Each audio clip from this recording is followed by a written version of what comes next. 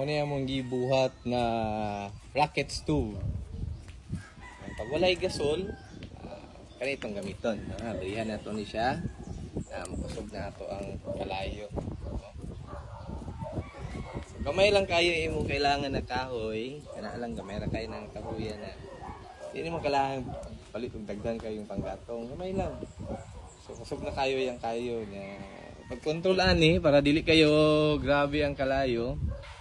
Ato lang ng takluban. Tanawan niyo na. Hinay na siya. Kamay na lang man ang hangin ng sulod. Mapo ni pag mag-camping ka. Dala, bugat lang yun siya, no? Pero, symbol taning gamay na ka ng ma-disassemble.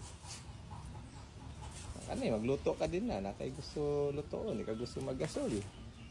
Dagan mo kahoy, nakadool sa dagat punuhan. Please. So kayo. Nagamay na kayo mo pang gatong gamit. Anak natin ang gatong. Rocket stove, improvise.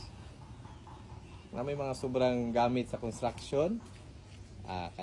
Buhat mo ani para namoy nyo ang gamit-gamit. Kani mga sobra naman ni, mga scrap naman ni sa mga project. So kayo. Di ba? Maghaling ka, dali lang kayo.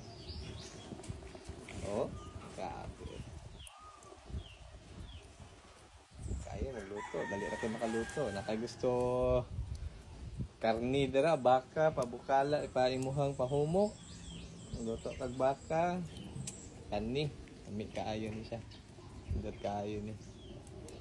Tipid ka sa gasol, mahal ang gasol eh. Bukan lang kag kahoy din ha, kag may kahoy. Dali lang tayo. Sug na tayong kayo. Alright.